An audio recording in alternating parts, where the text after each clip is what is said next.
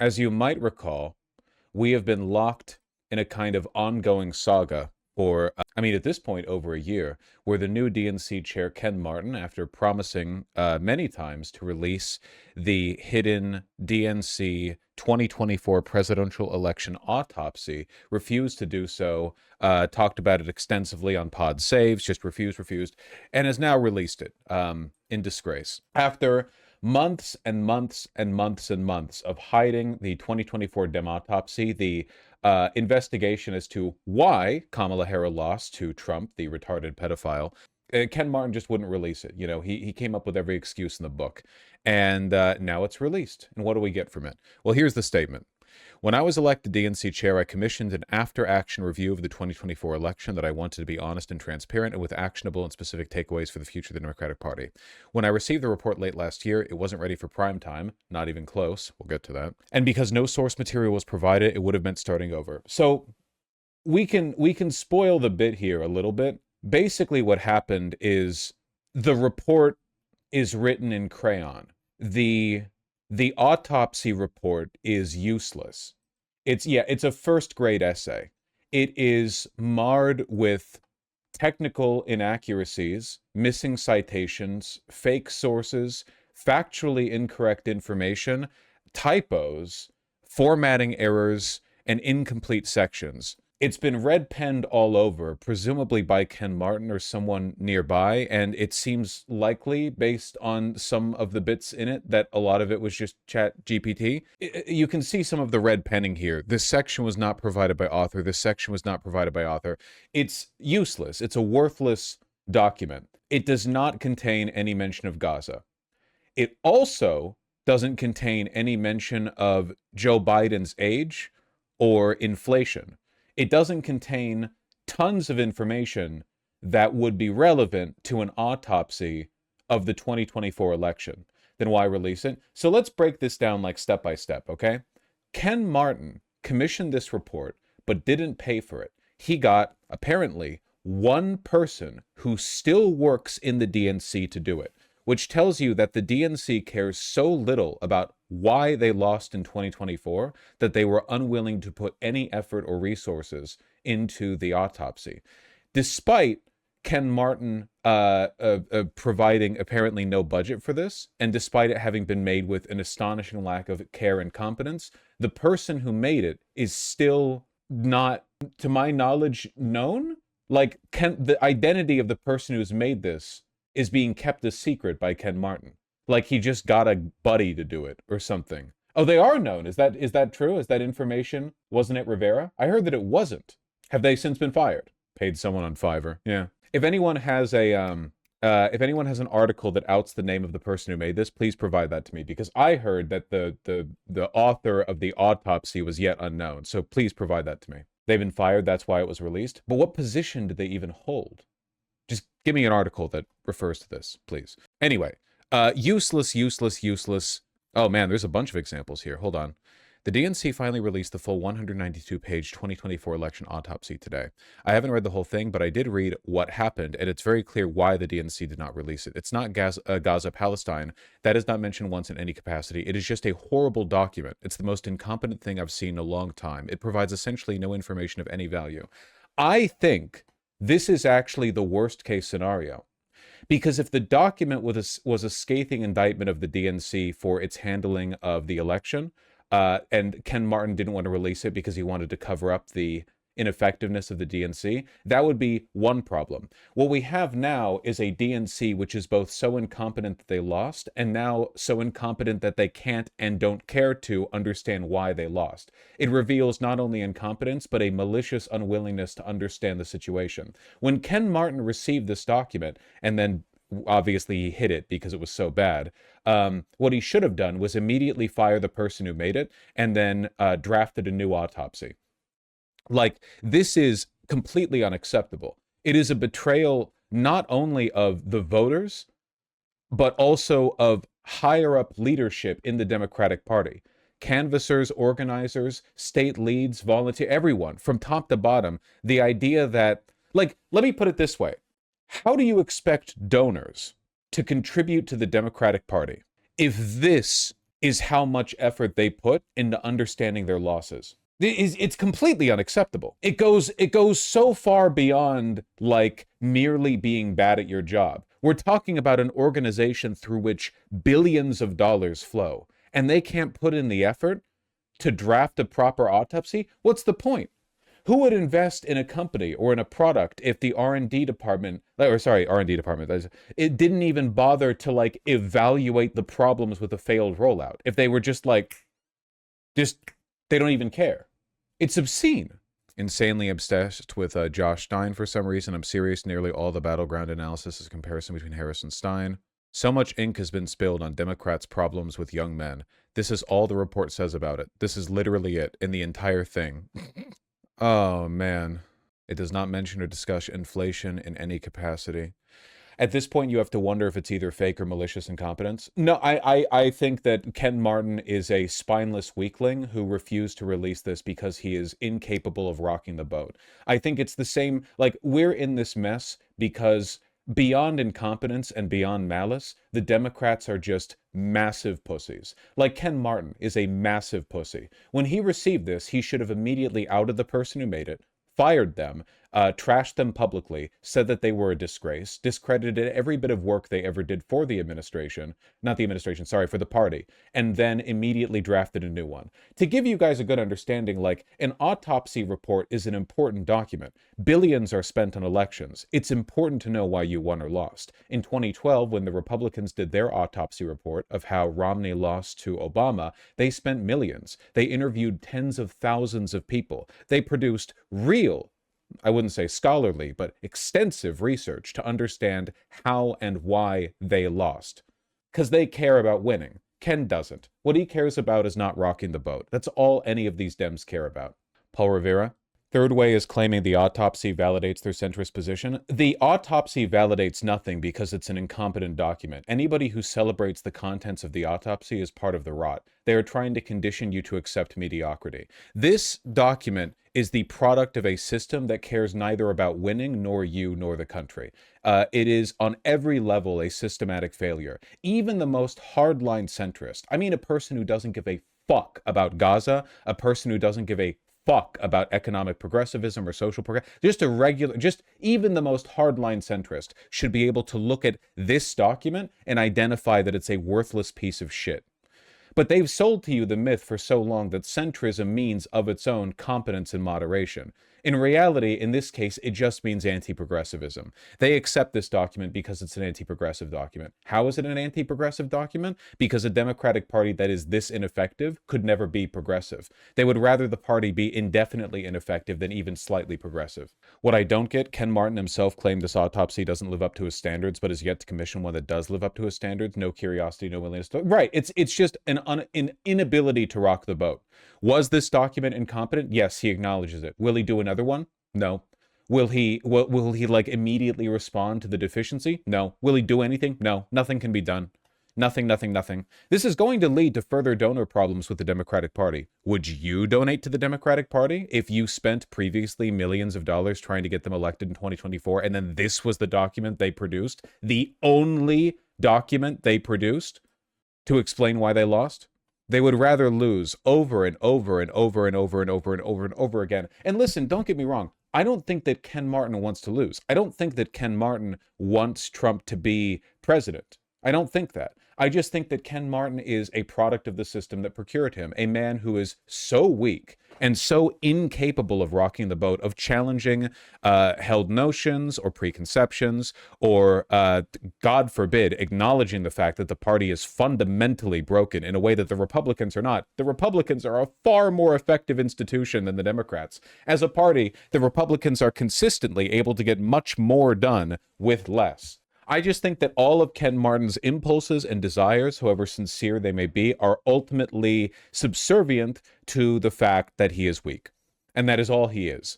Weakness is an overriding trait. If a thing is the weakness as an attribute dissipates all other attributes. If a drink is meant to be salty or spicy or savory or whatever else, but it is weak, it is less of that thing. The Democratic Party is less of whatever it is supposed to be. If it was a pro-business party, to the extent that it could be, more so than the Republicans, this would make it weak. If it was a progressive party, this would make it weak. It is always lesser. The weakness overrides anything else. Could it be progressive? No, because it is weak. Could it be pro-corporate? No, not even, because it's weak. The Democrats can't even be pro-corporate, which is why the pro-corporate entities in this country, the oligarchs and the corporatists, largely side with Republicans. They can't do anything, but still they demand your time, your energy, your resources, your wealth. They want you to donate. They'll spam you with emails and texts. They don't deserve it. They don't. They just don't. The intentions of the Democratic Party are a second-order consideration. The first-order consideration is, can they even do the things that they want to?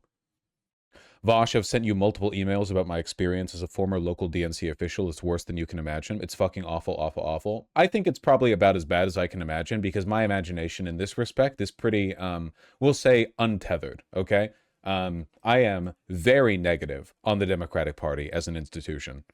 Not to say it's a competition, but I think pretty little of them.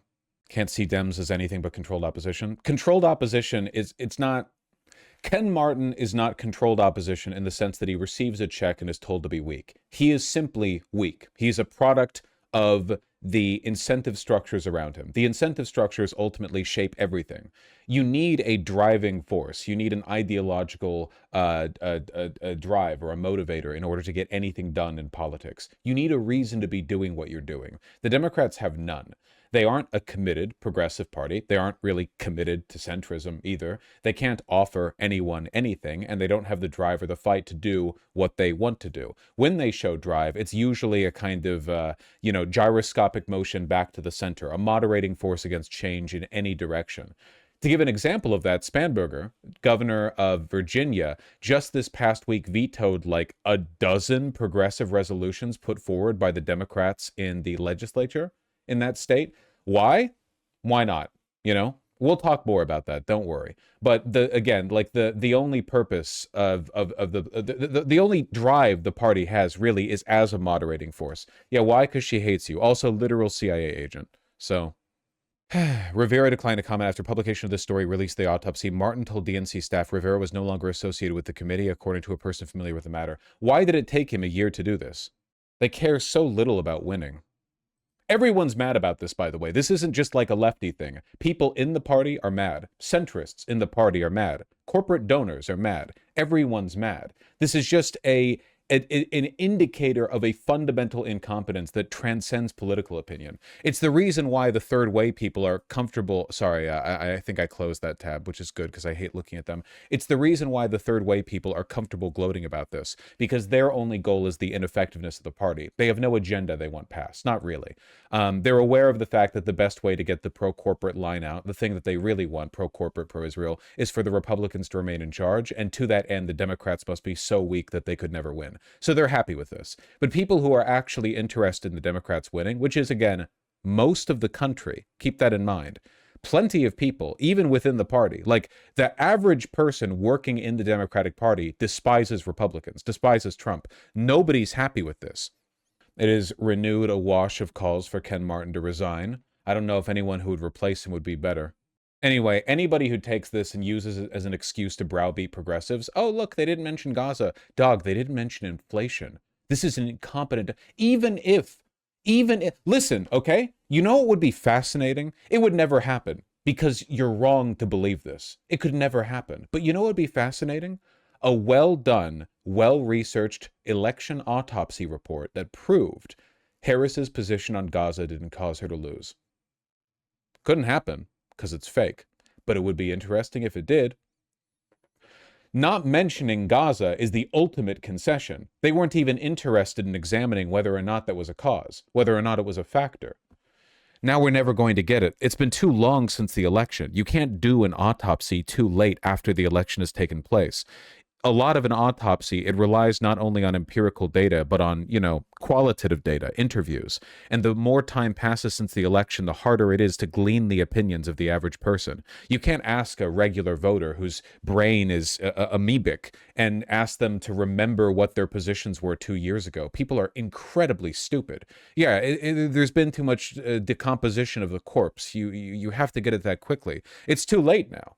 I trust your autopsy more than theirs, TBH. The average Democratic voter is, by virtue of caring more about the outcomes of their actions than Ken Martin, more competent than Ken Martin as DNC chair. If you rolled dice and picked a random American, they would do a better job than Ken Martin, because I believe the average American has more of a spine than Ken Martin. They have not yet had the spine massaged out of them by the incentive structures of the Democratic Party, the influences, connections, and collaborations of the people around him. It doesn't matter how smart he is or how well-intentioned he is. Even a dog would be better at their job than his, as long as they would not interrupt the inertial motion of the party. It disgusts me. These people disgust me. I hate Ken Martin. I hate him so much. I hate him more than people like Fetterman. I really do. At least Fetterman is just a simple traitor to the country and to his party and to his people and voters and so on. But Ken Martin has, by virtue of being weak, maneuvered himself into an identical position, equally traitorous, from a position of greater influence, mind, DNC chair, which, to my mind, in my opinion, potentially has a greater influence on the long-term direction of this party than the votes of a single senator, even if it's, at the moment, more inconvenient to have a red-brained blue senator from Pennsylvania. I hate him. Yeah, plus Ken doesn't have literal brain damage. We'll get to that, too. God, I hate them. I hate them so much. Paul Rivera. Wonder what he'd done before. Hello, love. Like, do we know much about Paul Rivera's actions within the party before? Do we know much about like what influence he's had? I believe this is him. The guy staring directly at you in black and white. I don't even know who that is. Well, yeah, cause Ken Martin just fucking handed it off to some random guy. We don't even have much of a like track record to go off here, because it's just a fucking guy. I'm not sure if taking over the party will be enough anymore. Well, like, enough. Look, the Democrats have secured their own fate, okay? They're going to overperform in the midterms relative to the Republicans, because the Republicans are doing what they're doing right now, and they're going to learn all the wrong lessons from it, and then we're going to sail into 2028. Whether or not the Democrats win in 2028, it's not going to really like change the long-term prospects in this country. I mean, depending on how hard we run up against the operational limit of petroleum supplies, it's possible that by 2028 we're living in an entirely different world. We really don't know. We have no idea. We don't know. We simply have no... God almighty. I don't know. Apparently Martin and him are friends. Really shows how much Martin cares about the future of this country and of this party and of the will and belief of the Democratic Party and its voters and so on and so forth, that he would just hand it off to a friend. A friend. Just a guy. Anyway, sorry. I'm getting like, why aren't normies paying any attention? Dude, nobody pays attention to the fucking DNC chair. Hold on. People aren't that keyed in on the situation. As we mentioned, the Democratic National Committee has finally released its long-awaited autopsy report of the 2024 election. It follows months of speculation about what the report would say about what went wrong for Democrats and how Vice President Harris lost the race to Donald Trump. And it comes as Democrats are trying to carve out their path for 2028, with a source telling NBC News Harris is, quote, thinking about another presidential bid. DNC Chair Ken Martin has been facing pressure for months after he first promised to release the report and then reversed course. What's in the report that you wouldn't want well, first off, to publicize? There's no smoking gun in the report. And I know that's what everyone's so eager to There is. Because a DNC that could lose 2024 is the DNC that would produce this autopsy report. The incompetence is the smoking gun. You handed it off to a friend who knew nothing, who was incompetent, who had used apparently no money, who just fucking chat GPT'd that shit. That's the party that lost in 2024. That's the evidence. The report is the smoking gun. Like, to be clear, I think that Kamala Harris's position on Gaza definitely cost her the election, but it wasn't the only thing. Like, lots of things cost her the election. If the Democratic Party was competent, she could have won in spite of having Joe Biden's position on Gaza. I think that was one of the things that potentially cost her the election. But there was a version of Kamala Harris that could have won despite being monstrous on Gaza. It's not impossible. She just failed over and over and over again. They all failed. The point is, really, yeah, exactly. They could have taken any position and still lost. Kamala Harris could have been pro-Gaza, but have been otherwise so incompetent that it wouldn't have mattered. And they lost anyway. The incompetence of the Democratic Party is the ultimate smoking gun. It's more of a, because a competent Democratic Party wouldn't have done what they did with Gaza.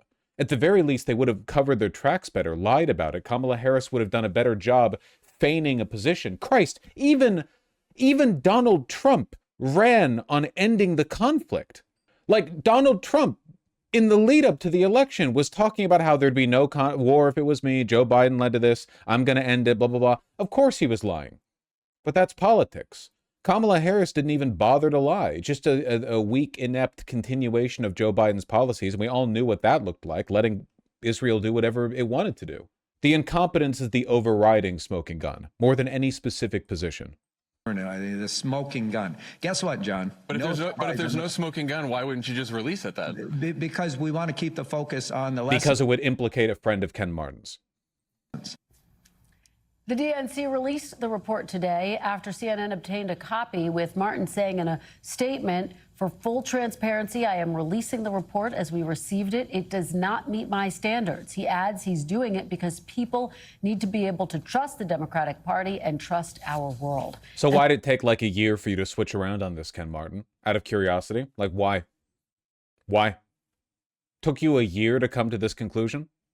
NBC News has learned that Martin called DNC members today to apologize and said that the author of the report is no longer with the DNC. Joining me now is NBC News senior national politics reporter Natasha Korecki. Natasha, thanks so much for joining us. Donors stop giving money. The DNC's flat broke. Yeah, remember when he was talking with John Favreau the other day before I left on my vacation, and he was like, John Favreau was like, yeah, isn't the DNC broke? And he was like, no. If you ignore our debt, we have lots of money. But you have debt? Yeah, we have debt. Why the fuck would a donor contribute to the Democratic Party, right? The Democratic Party, literally like the big fucking glowing billboard in the front of the party, we will waste your money. Why? If you're like a mid-level rich guy, why the fuck would you give $2 million to a Dem PAC if they're just going to fucking waste it? What's the point? The reason you donate to a political party is A, because you want them to win, and B, to hedge your bets in case they win. You know, build favoritism. Why would you do either of those things if they're not going to win at all? The Democrats might as well have no money. You'd get the same outcome. You have been working on this day in and day out, and you've been working your sources today. What more are you learning about what led to the decision to release the report today? Why did it take so long, Natasha? He finally succumbed under pressure. When I say he, it's DNC Chair Ken Martin. One of the things that he said in a call, and we reported this earlier, one of the things he said in a call to some of his members today was that he could bear it. He could bear all the pressure. But what he started seeing was that potential 2028 contenders were getting asked about the autopsy, and it became bigger than him, and it became such a distraction. And it was doing exactly what he was trying to prevent from doing. So he did release it. We also reported exclusively that Governor Josh Shapiro, Pennsylvania governor, spoke with Ken Martin last week and also pressured him. We also reported previously that Kamala Harris asked him to do it. And as you have reported, Cory Booker also called on him to release this report. So he's been under enormous. Again, he literally only didn't because it was his friend who made it. He handed it off to a friend. A shocking level of weakness and impropriety from someone with all the power in the world to shift the course of this party and this country in a positive direction. He just wanted to cover the ass of his stupid fucking friend. That was the reason why. That's the reason why we have no in-depth report on 2024. One guy just wanted to protect his friend, and he held this up for a fucking year afterwards, hiding the report to cover his friend's ass. Amount of pressure to release this report. Yeah, that is a mountain of pressure that you lay out there, Natasha. So you've been looking into this report throughout the day. What are the biggest takeaways here from your perspective? Well, there are many takeaways. One of them is they started too late with the negative advertising on Trump. They didn't land the negative ads. Were not landing the way they did, but they took too long. That was one of them. There was not enough messaging coordination between the outside PAC, Future Forward, and the actual campaign. One of the biggest things that this underscored was Kamala Harris and how the White House, they faulted the White House with Biden White House with how they had prepared. I don't know what the fuck she's saying. I'm going to be honest with you. Joe Biden fucked her, said the third Biden White House aide. He fucked her, and hopefully not literally. And according to her book, he called her the morning of the debate to be like, I heard your donors are talking shit about me. He was the fucking worst. He's a prick. Another big underexplored element of why Kamala Harris lost is the fact that Joe Biden legitimately, like, fucked the party over. Well, I don't want to say fuck the party over, because blaming Joe Biden for the way the party handled him would be like blaming Trump for the fact that every single Republican, with the exception of like 2 or 3 people in Congress, all acceded to Trump and just entered the MAGA era with all of their qualms about him taking a backseat, you know? Like they all bitched about Trump in 2016, and then when he won, they all fell in line. They just folded. Joe Biden was a self-serving egotist who destroyed the party for no reason other than because he's a Zionist who believes that Israel should survive past America, and B, because he has a massive ego, and the rest of the party just allowed him to do it. They let a handful of presidential staffers and aides and so on around him communicate with the media, direct things. They didn't give a shit. To be fair, Kamala's refusal to stand up to Biden, the whole fucking party, dude, the whole party, in a sane Democratic Party, back in like 2023, they would have started gunning up for the midterms, and Biden would have been like, I think I'll run again. And every single DNC insider, every single White House staffer, everyone in the party would have put their hands on Joe Biden's shoulder and been like, no, nah. Old man, if you run again in the primary, we will fucking body you. You will be buried. You're not even gonna, we will destroy your legacy. Whatever like vestige of a presidential legacy you'll think you'll be able to maintain after this shit ass administration is over, it will be fucking gone. But they let him do it because, like, again, don't rock the boat. Republicans are fucking ruthless when it comes to maximizing their outcomes, man. They'll do anything. They sold out to Trump, man. They don't give a shit. At long last, let's listen to the 2024 Pod DNC save, autopsy report has been released. To bring about this is outcome. Kind of a disaster. As we had discussed on the show, it turns out that Paul Rivera, the person tapped by the DNC, by DNC Chair Ken Martin to produce this report, just kind of shit the bed and turned in. He's already been surpassed by AI. Yes, he turned in this incomplete analysis. It's riddled with errors. It's not backed by source materials. It seemingly is written by AI in a lot of places. Ken Martin released a statement about the autopsy in conjunction with the report. I'll just read a bit of it. When I received the report late last year, it wasn't ready for prime time, not even close. And because no source material was provided, fixing it would have meant starting over from the beginning. Every conversation, So not ready for prime time and the document is unfixably bad are two separate statements. Not ready for prime time implies the document just needed some touching up. The following statement, though, was an acknowledgement that no version of this document would ever be acceptable for public release.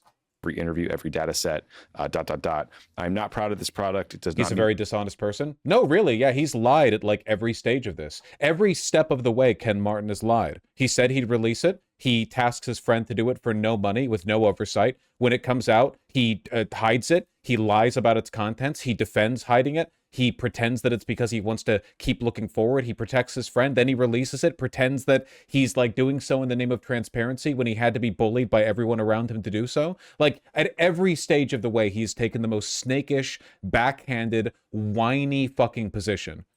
My standards, and it won't meet your standards. I don't endorse what's in this report or what's left out of it. I could not in good faith put the DNC stamp of approval on it, but transparency is paramount. So today I'm releasing the report as I received it in its entirety, unedited, unabridged, with annotations for claims that couldn't be verified. Just to give you guys a sense of the kind of errors we're talking about, on page 18, the report talks about the 2022 Georgia Senate election and refers to it as an attempt to, quote, push through an unqualified candidate whose job would have been little more than rubber stamping the president's agenda. The DNC affixed a footnote to that passage saying, quote, in 2022, Joe Biden was president. So small detail there. So John, we're all still combing through this report. It's like 200 pages long. What's your reaction to all this so far? So my first reaction is like, I wanted to be careful here because I've always thought that people who sort of admit mistakes and then say, okay, I'm sorry, full transparency, like we want to incentivize that behavior because we don't want people to think, why would I tell the truth now and release what I promised I'd release, because then I'm just going to get even more shit and it's going to be worse, because we've had these conversations being in politics. And so like Ken Martin gets credit, I think, for doing that. Like, it is belated, No. but he put it out, he apologized, so that is good. On the other hand, the more I like read his statement and read his Substack and then looked at the report, like, you know, he lied. Like, he promised a report. He put his incompetent friend in charge of it. The incompetent friend created an incoherent product. Then Ken announced that they weren't going to release the report for reasons that had nothing to do with the truth about why they weren't releasing it. Then, when anyone asked about it, including me, he decided to not just lie, but gaslight people into being like, you're the problem. You know, it's You just want to focus on the past. You don't look over here. Don't look at me employing my incompetent friend to fuck up the job and then doing a cover up to hide it. Look at you. You're the problem. It's not at all symptomatic of the Dems' loss in 2024 that the fucking party chair is engaging in shenanigans of this level, this openly incompetent. You're the problem. Why don't you want to win? Why are you looking at in the past? And then there's like an internal revolt at the DNC and among donors and DNC members. And so then they release this. Like, it's just not, he says in his Substack, this is one of the lessons that he has learned that he puts in the Substack piece about this. Classic, just spectacular little microcosm of Dem gaslighting right there. Every cataclysmic mistake, every bit of incompetence that in a sane society should have you on the fucking on the rack out there in the damn pillory, it's a lesson for you to learn. You know? Oh, sorry, I fucked up on every level and now our country is being raped to death and millions are dying all around the world and the global economy is about to fucking short circuit. But like, I learned a valuable lesson, which is the power of friendship. About the autopsy today. The Democratic brand is in trouble and needs repair. We have to restore confidence in our party and show we can really deliver on our campaign promises to the American people. People need to be able to trust the Democratic Party again. Trust is critical. Yeah. So do you think we've resolved that? No. I mean, so look, I'm with you. Like, I'm glad they put it out. I appreciate that they did this. It took way too long, but whatever. We're here. Big picture, I don't think Ken Martin is the right person to be leading the DNC right now. This position is held by essentially everyone at this point. I genuinely do not see any people who aren't calling for his resignation. It seems to be a position held quietly or loudly by people all across the political spectrum within the party. It is shocking how much he has fucked this up. Nobody seems to like him at this point, which, you know, I didn't back him. Bad saying that. There's a lot of people in the DNC building working really hard who feel demoralized and their job sucks right now. They deserve better leadership. And to your point, this is a totally self-inflicted wound. Like, Ken, if he just said from the beginning, hey, I screwed up, put the wrong guy in charge, report didn't get done, we're starting over, that would have been really bad, right? There would have been a lot of shots at him, questions of his leadership. This is exponentially worse. And you're right, he did lie about it. Like, he just did.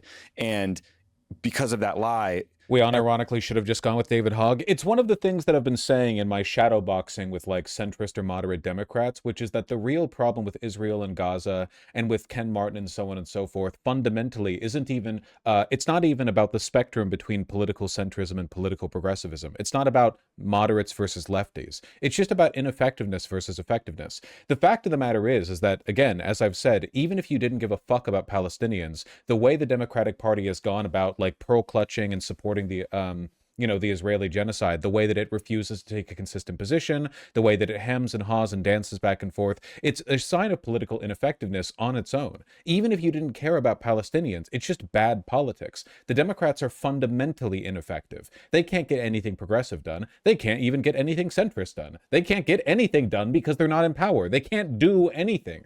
Even if you disagree with lefties on basically every policy prescription, the only thing that you need to agree with my baseline positions on the restructuring of the Democratic Party is a belief that the Democrats should be able to do anything at all, that they should be able to win. This is why at the end of the day, Hassan will always be a better champion. I'll always be a better champion of the Democratic Party than Third Way ever could. The Third Way people don't want Dems to win. They want Dems to lose. They don't care that the Dems are ineffective. They're fine with the Dems being ineffective. As long as the lefties aren't winning, they're happy. If Republicans are in power, they're happy.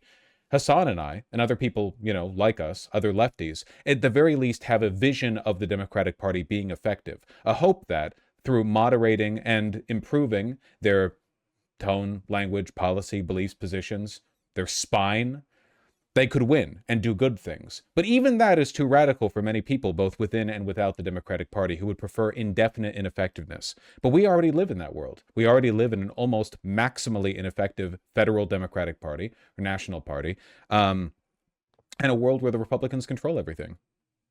Everyone else filled the void with their own theories, right? Like Kamala lost because of Gaza, he lost because, right? So that exacerbated problems within the party. It didn't fix them. So he has a huge candor and credibility problem right now. There's also the fundraising problem that you guys discussed in that interview. There's some numbers out this week. The DNC has 14.4 million on hand. The RNC has 123.9 million on hand. And really the DNC has -3 million because that's the cash they have on hand. If you then take away the debt, then it's -3. Yeah, and also the DNC is getting massively outraised by the DSCC and the DCCC. And I guess like this whole process just made me feel like this guy's not good at politics. Like this interview came about because Ben Rhodes or maybe me tweeted something about fundraising. So Ken reached out to you to criticize you and say, oh, I'm always happy to come on. And then like kind of, I guess was kind of like harsh to you guys at that party. And like actually walked up to me, like shook my hand and just kind of like silently mean mugged me and walked away. I remember being like, I'm drunk, but like not that drunk. And so like, and then in the interview though, like he just like, it wasn't just that he was gaslighting you. He was like taking shots at you and kind of like, look, we've been friends for 20 years. You're one of the least confrontational people I know, but every 2 or 3 years, every friend, you have a blowout fight. And there was a look on your face that happened about 3 minutes into that thing. And I was like, I've seen that face before. We know each other's looks very well when one of us is about to No, this is going to go south. Because I'm not, you know me, I'm never looking to attack someone or embarrass someone. In fact, I probably err too much in the opposite direction. But when someone lies to you and you know they're lying, and then not just lies but accuses you of being the problem when you know that they're actually covering something, it pisses you off. First it's condescending. But I will say this, because I'm sure some people might say, and I've seen some of this online too, which is like, too much on this autopsy. Who the fuck cares? If this was just a one-off mistake by Ken Martin and that was it, and it's a pretty big mistake, that would be one thing. From every I think the handling of this on its own is so overwhelmingly bad that it overrides essentially anything else that he ever could have done. Like, this is a level of incompetence that in any position, at any level of, like, you could be a fry cook and this comparative level of incompetence should get you fired. I don't understand why we've accepted a party mindset where the more power you have, the more you get the fuck up. I just don't get it. I do not understand it. It makes no sense to me. My understanding, and maybe this is like an old-fashioned or naive way of thinking, is that the more responsibility you have, the tighter margins for competence get. You have to have, you have to be held to a higher standard. But it's the complete opposite. With the Democrats, it's exceptional. I don't understand it. It makes no sense to me. Absolutely none. When we've talked to inside the DNC, outside the DNC, DNC members, fundraisers, donors, all these people, this is indicative of a larger problem with how Ken has operated, which is that he is defensive, insular, is not transparent about a lot of things, does not have good communication with other people in the party. He's got his crew of people that he brought in there, and he talks to them and doesn't talk to a lot of other people. And I think that the credibility problem, yes, the autopsy is the most glaring example of it, but it goes beyond that. You mentioned the fundraising thing. And look, this is not a Democratic Party writ large problem. If you look at the April fundraising reports, and this has been true for the whole last year, NRCC barely outraises the DCCC, NRSC barely outraises the DSCC, and then the difference between the RNC and the DNC is just massive. Yeah. Massive. So it's not the other party committees that are the problem, because if it was a wider Democratic Party problem, we'd see that in the DS and the DCCC. And I think I don't have the numbers in front of you, but I think the DS did like 2x what the DNC did, and the DCCC maybe did 3 or 4x, right? So they're raising a lot of money over there. Yeah, and look, again, I'm not being critical, because I think the only reasonable conclusion is that the incompetence is by design and that our two parties no longer care about convincing voters as a primary strategy. I mean, I think that to an extent Republicans do, maybe. I still think they're trying to. But yeah, it seems like the Dems just fundamentally don't. We'll talk about that next. We'll talk about Spanberger. It seems like, I keep saying this, but I really genuinely think that not only am I correct, but I'm one of the only ones identifying it. Everyone in power all across the West is like fully bearish on democracy.